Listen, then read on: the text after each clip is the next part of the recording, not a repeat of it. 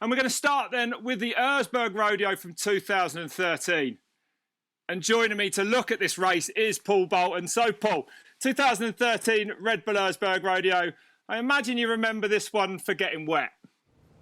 Oh, absolutely, Rob. Our socks weren't dry from the moment we arrived in Eisenerz. So, yeah, it was epic. The hardest thing at the beginning was just getting around, getting the paddock set up, etc. There's puddles everywhere, and then the night before the first prologue, it literally just dumped down with snow.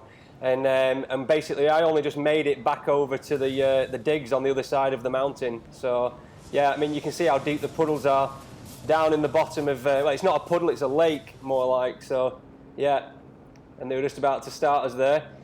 So, obviously, in this race, the prologue was the key because actually, on this with all the snow that we had overnight, it all melted and went down into the valley, so that. Down into the quarry bottom there, so you can just see how deep them puddles are. And yeah, and cold, right, Bolt?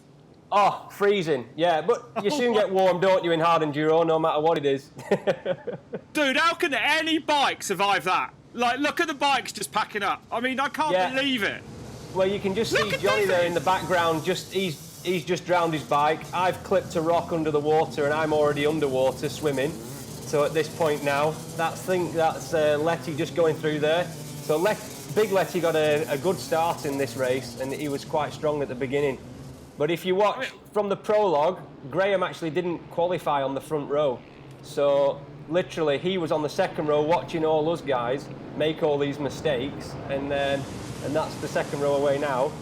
And then he just watched us all make the mistakes, drown our bikes, and he sort of cruised through, got a decent start, and then. When he got to the... Oh, there's me, actually, right there. Pushing her out, Bolts, already. Yeah, pushing her out. And when Graham got to the top of this first hill, he must have been in sort of, I don't know, let's say he was in about 15th position. So he already didn't have many queues coming up in the forest, which was absolutely saturated with all the water. Look at this mess behind. I mean, how do you approach a start like that, Bolts? Because you know that you need to be at the front. And I guess you're just going to go for it off the line, but when it's that deep, I mean, it's just, I don't know. I mean, look at this. Even Dougie Lampkin flooded her out. Yeah, basically. Difficult, really, to know what to do there, eh? Yeah, it's just drenched the air filter, basically, and a few others, including myself, actually dropped the bikes in there. And yeah, it was so annoying. But all that way to Austria to do that. That's me there, just trying to have a look at it, but. Yeah, I went for the electric start too eagerly. Look at Johnny trying to get up there because his bike's probably not running so well at the bottom. No. It's got a saturated air filter. So, but there's Big Letty getting through. And that's Letty Senior leading then, right? Yeah. That's Andreas out front. The real Letty. The real Senior, the boss, the real boss. Yeah, no, and even at the bottom of all these hills, because all the water had been washed down, there was literally massive swamps here and there. So it was like your bike went in it was like concrete. It just blocked the chain completely. So you had to be really careful where you were going. You couldn't trust anywhere. So, but it was a hell of a race, and literally, we couldn't imagine how hard the prologue was, because. Literally, the last third of the mountain was literally like 6 inches snow, so we were just flat out at the prologue and everything else. That was 2 days before this chaos. This must be the craziest start ever, and it Bolts this one. Look at it. I mean, they're pretty wild. So. The Hare Scramble starts anyway, but yeah, I reckon it was literally the craziest start. We all said he's going to move the start. He's going to move the start, and Carl being Carl, it was like, no, we're going through the water. It's going to be good. a jet ski would be miles better there. Look at it now. Definitely would. And there's the traffic jam. And Paul, while we're on the set, you mentioned the prologue there, the Iron Road. I mean, there's about 1,500 riders usually try and get into the Hare Scramble on the Sunday. Only 500 qualify, right? And your start position is reliant on where you finish on the Iron Road. Yeah, exactly. So the prologue's all about getting on that in that first 50. Look at and as the you weather. just saw then from the look at the conditions there, the snow, and that's the lower part of the mountain. Obviously, it takes us 10 minutes or so to get to the top of the mountain. So you can imagine there you go. That's Lars Ennekel getting a bit squirrely there in the corner. But it was the grip was actually pretty good on the prologue. It wasn't that it was so bad for traction, it was just you couldn't see properly and the lines were a bit different. Nobody was, and then it went very difficult. And then it got really. You had all the different weather types this week, did you? I mean, it was like hot one day, snow the next. It's crazy up there in the Austrian mountains in Styria. Oh, absolutely. Yeah, well, you know what mountains are like, Rob. The weather can change in an instant, and it actually got really warm. Obviously, it gets all hot and humid because of all the weather being on the floor and everything. So, yeah, it was it's a crazy time it was. That's the top of Waterpipe there, where Big Letty's just going through, and he's still leading. And of course, he hadn't won it at this point, had he, Andreas? He won it in. He won it in 2015. That's right. So with everybody when they all teamed up together. That's it. So, but this is going into Badawan, what's known as Bathtub. So this year there was obviously, it's very slick, this section. There's like a purple slime on it, and it was so slippery. But if you've got a good run in, and the transfer onto the hill's really good, so you get good speed in. Here, Bolts, is there anything like firing a dirt bike up the unbelievable uphills? The climbs in the Hare Scramble. I mean, they are. When I went and commentated on that year, and I borrowed a bike and had a little go at some of them. I mean, I was blown away by the scale and the steepness of these climbs. Yeah, the ERZBERG's very unique for the climbs, and there is a lot of traction in most of the places. But literally, some of the hill climbs, you're going into the hill climb in second gear, and then basically clicking third on the way up. So hang on, let's listen in here, Paul, quickly. I think we're going to hear something. Sorry to cut you off. It's you trying to get your bike going.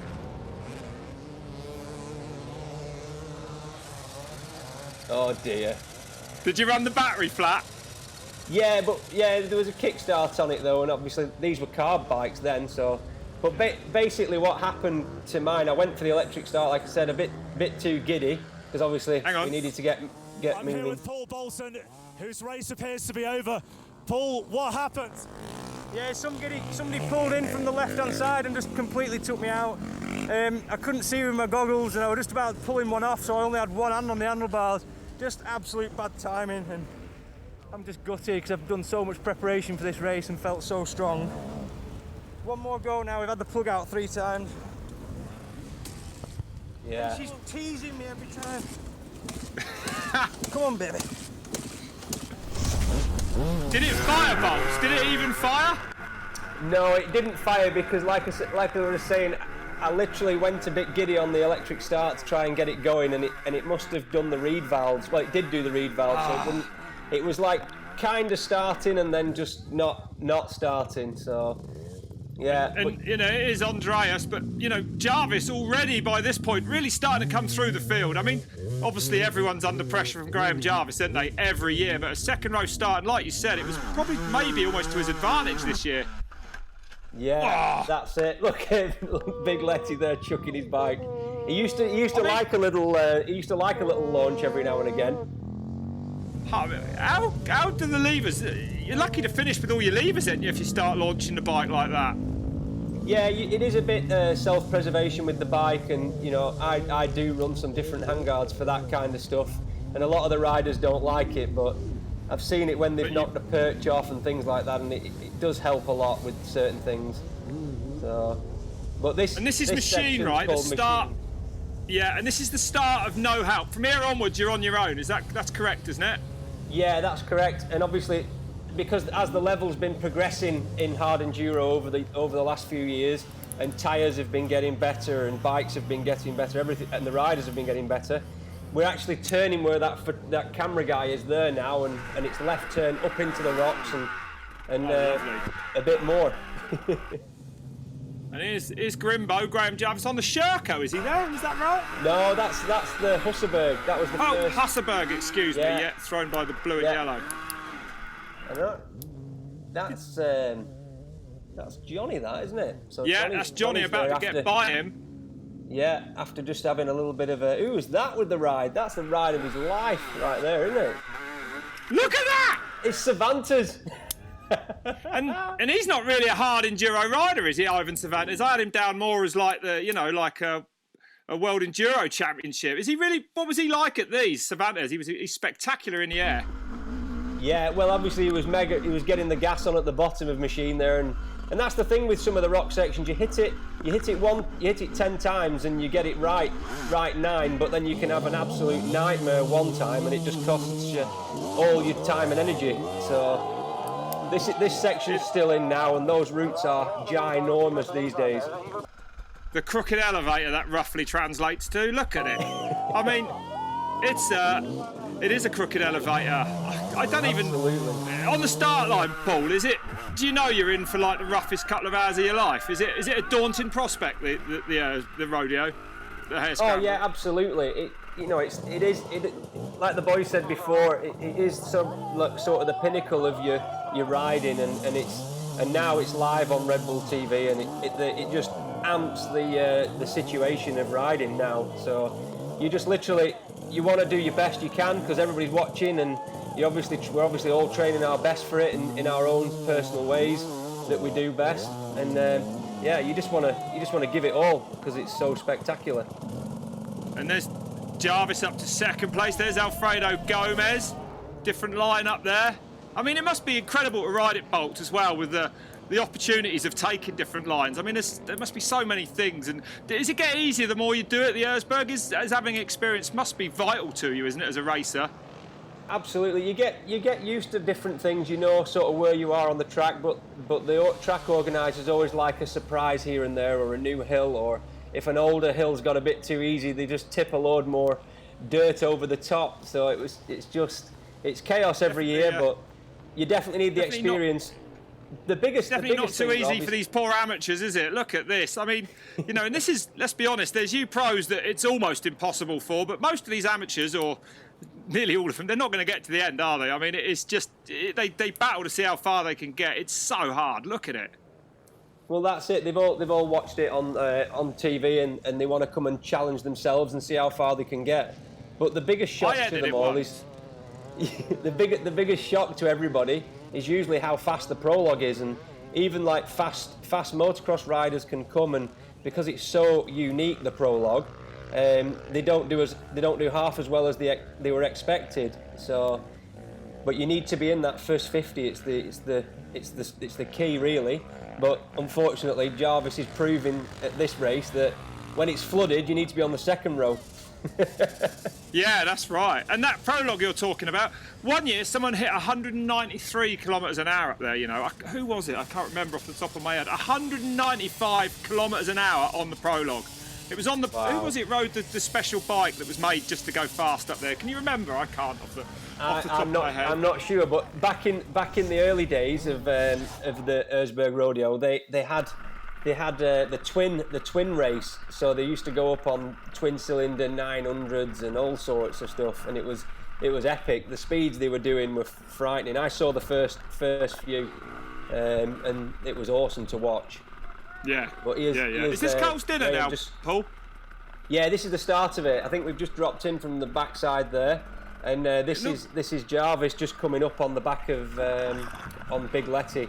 So he's just having a little bit of a scenic tour through the trees here.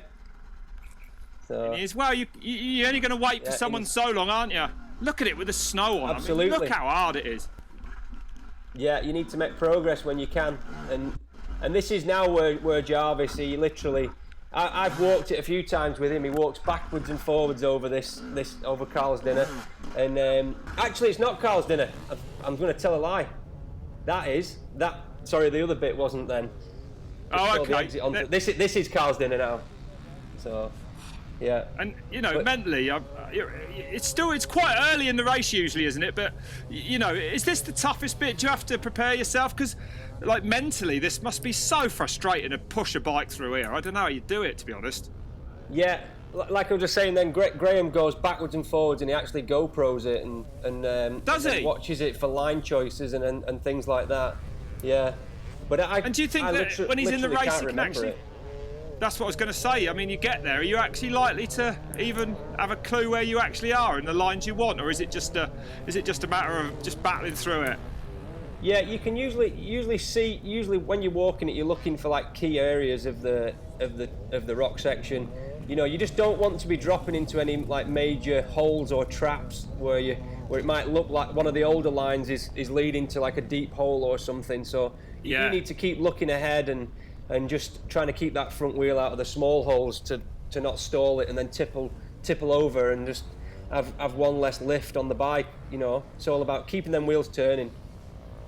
Is there any way you can practice for this, Bolts? Have you got places near you where you literally go and ride, basically get stuck in a boulder field? I mean, what a day out! Who isn't looking forward to that? But is that something you do? Yeah, you try and mimic it the best. We've got some quarries in the UK that we can go to up in the north, but literally, if Graham still lived down south of England, where he grew up, he wouldn't have a rock mine like that. That's for sure. Have to go up north for that stuff.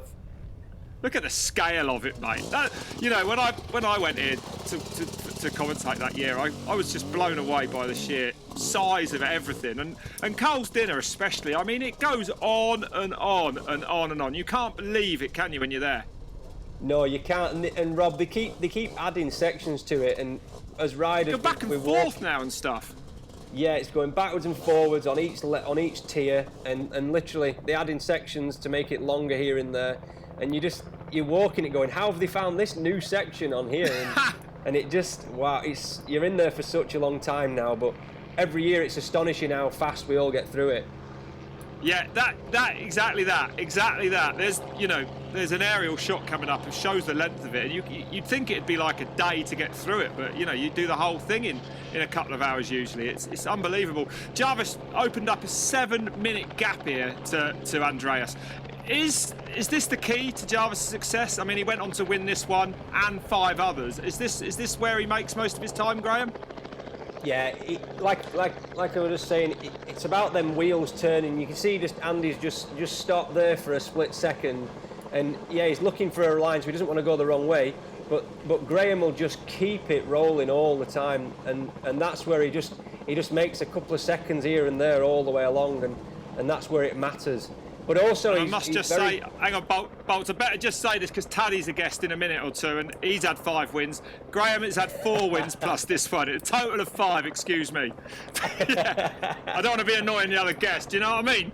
But absolutely, yeah. Don't ruffle Taddy before he's on. No, that's right. Yeah, no, he knows his way across the dinner as well. But from Taddy's first ERZBERG to now, it's a completely different race.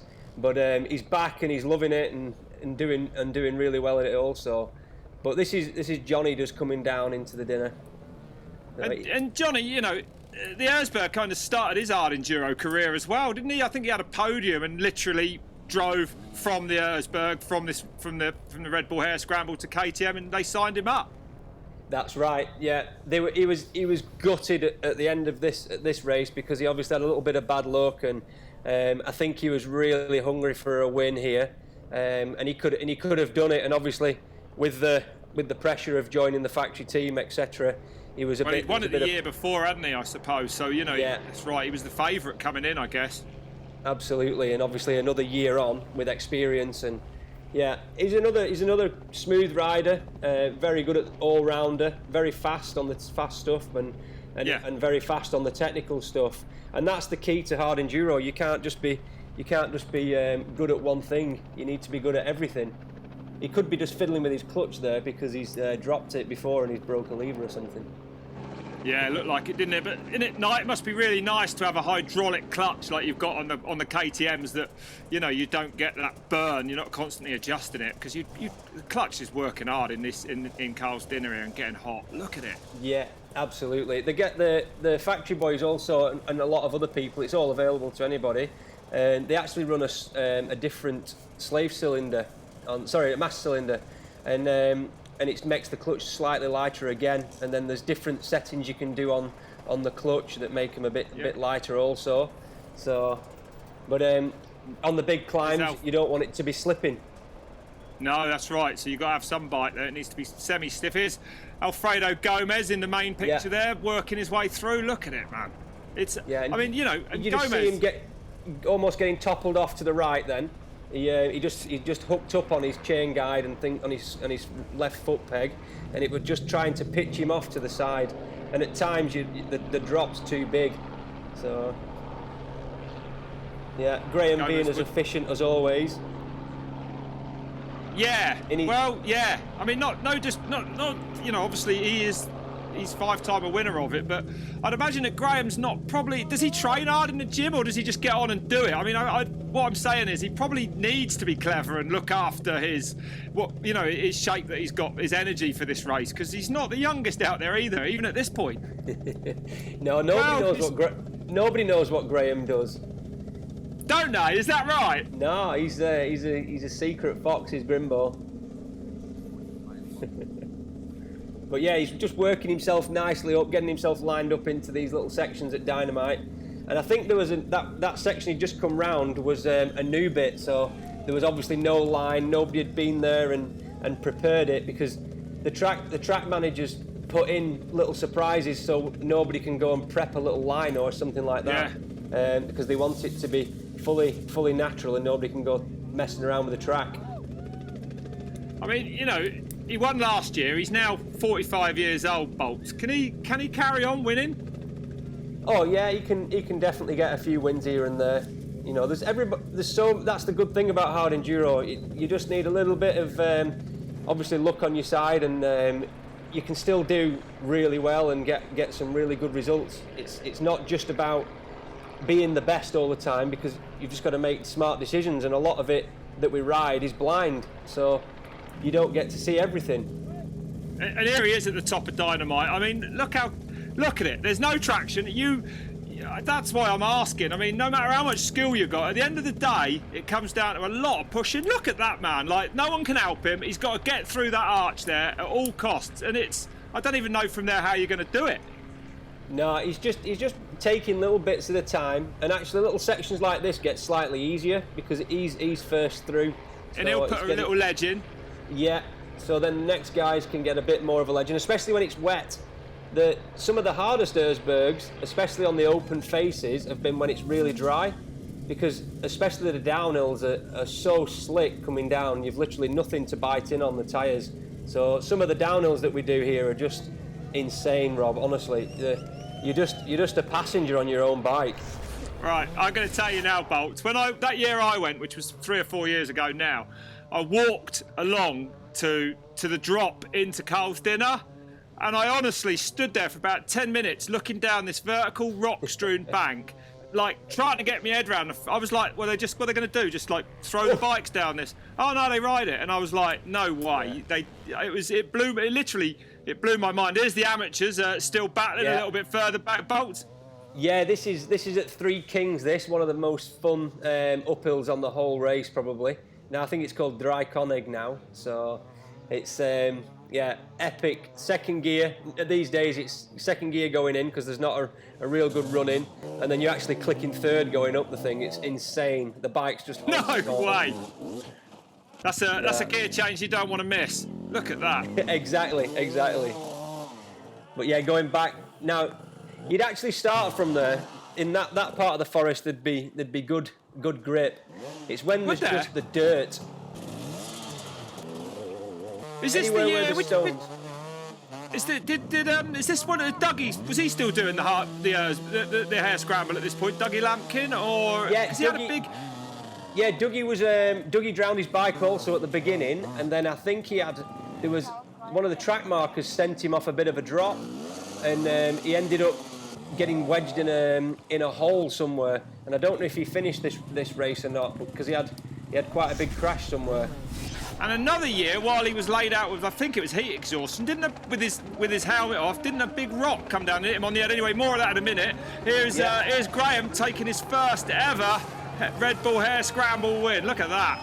Yeah, and still got enough energy to do a proper wheelie as well. But yeah, Rob, what I think's the most crazy thing about this race is that he's still got his boil in the bag waterproof jacket on. Like, how hot is it when you have to wear them? Yeah, look at that. He hasn't took that bin liner off start to finish. Yeah. You know, and in 2011, of course, he was disqualified for missing part of the route, one of the checkpoints. But this must have felt nice. Of course, it did to anyone to win this.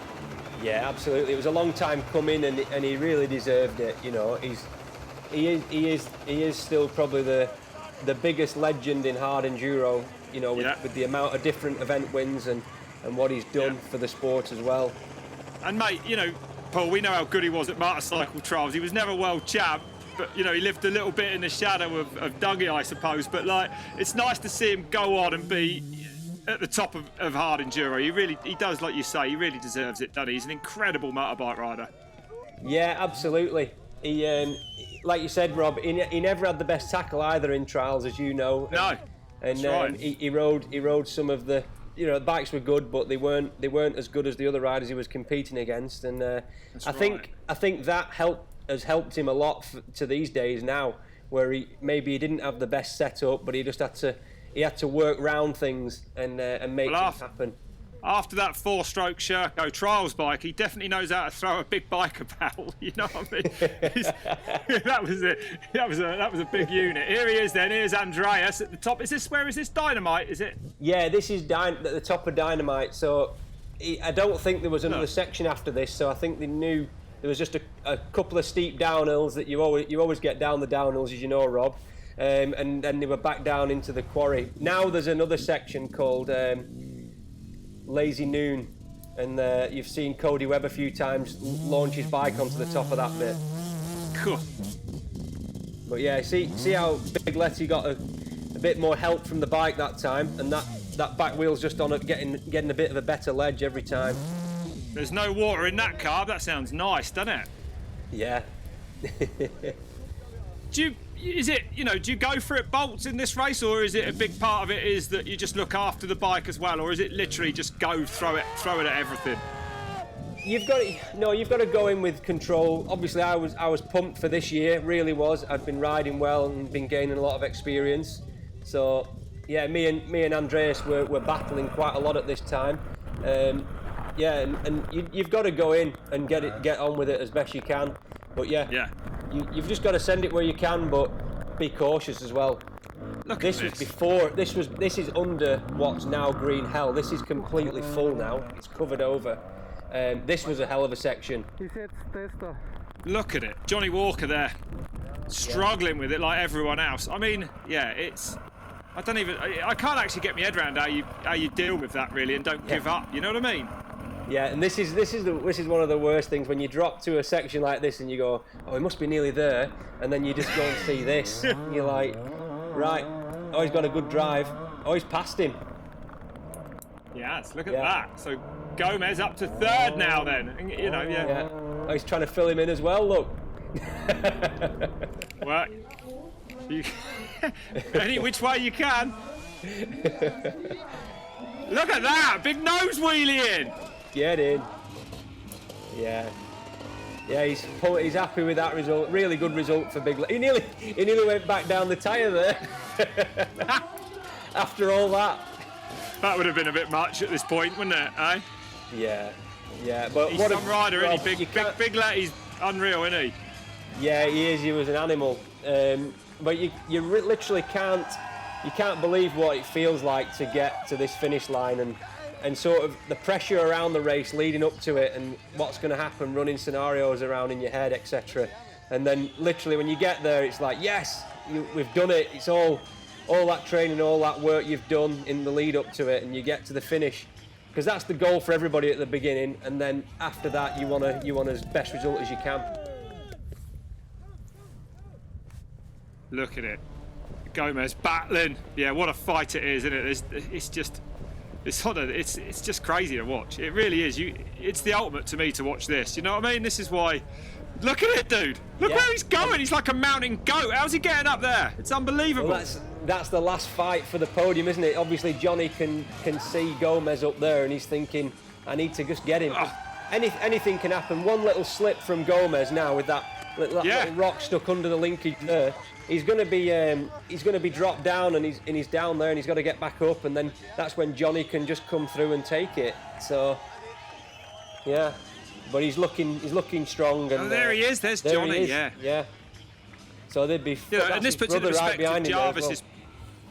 And it does put into perspective Jarvis's, dominance. 18 minutes he won this one by. 18 minutes. How does he find 18 minutes? Just by not getting stuck, I suppose. That is the key. Yeah. But literally, it sounds a lot of time in most disciplines.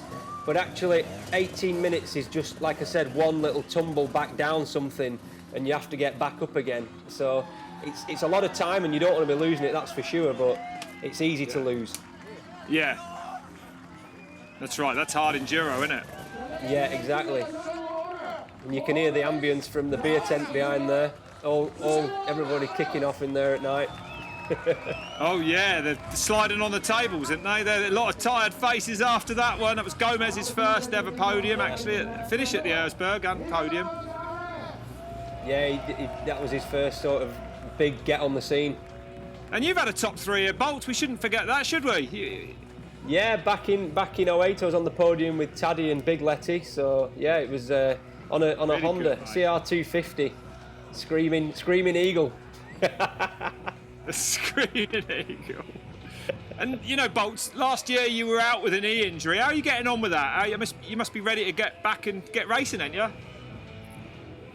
Oh, I'm chomping at the bit, Rob. I've been mountain biking loads and training where I can, obviously with the bike in the last couple of weeks. So yeah, bikes are working well. Got a new setup with all the power homes. We're on different bikes now, and yeah, great. We're working, everything's going in the right direction, and just can't wait to get back to it, mate, to be honest. I know you can't. Well, we got a couple of questions here from social for you. We got one here from Dan from the UK here. What's the perfect bike setup for a very wet day in 2013? I don't know if you're the dude to answer this. You didn't make it out the start hole. I know what the perfect ride should be. Don't crash in the first turn. And lay it under 3 feet of water. Yeah, no, it's obviously what happened to my bike was nothing you could do, but plenty of air filter oil on your air filter, trying to cover up as many bits as you can where you can to stop the water getting in. But literally, it was just a freak. Like I think you said before, Rob, the only bike for ERZBERG that year was a jet ski. That's right. That would have been the best one. And we got another question here as well from Hubert in Germany. Give me your favourite ERZBERG memory. It was definitely a podium in 08, and since then I've been sort of trying to chase that again. So yeah, that's the best for me. Wow, that's it, mate. Well, you'll look on that back on that forever, won't you? I mean, it's what an accomplishment to get a top 3 there. Last question. I would love to, Florence from France, I would love to get started in Enduro. What bike would you recommend? I think I might know what it will be. Well, they're all good now, the bikes. There's every manufacturer's got a good bike. There's definitely 3-4 major brands, and I think it's obviously KTM, Husky, and Sherco and Beta. They're the bikes that we touched on before. They've got electric starts and they've got hydraulic clutch, and they're the key things that you need. So, and we need them Jap bikes to get on it, to get catched up, and them get involved in well. Yeah, Miguel from Spain. What's the difference between your production bike compared to the full factory KTM's? Not too much really, but them guys have just got a lot more resources around them at the events, which is quite hard for me. Obviously, because we only go in our van and we travel there, and we can only take what we can take. So it's actually more the resources they've got to change something when they get there over everything else. But it's the out of the box bikes are still pretty good, and the key thing to hard enduro your rear tyre and moose choice, to be honest. Is that right? Yeah, I can imagine. Grip is absolutely everything, isn't it? Yeah. Yeah. Paul, we're gonna leave it there. It's been incredible to look back at that with you. Thanks very much for joining us. Thanks very much, Rob. Glad you've enjoyed it. Look forward to seeing you back in action, mate, as soon as we can.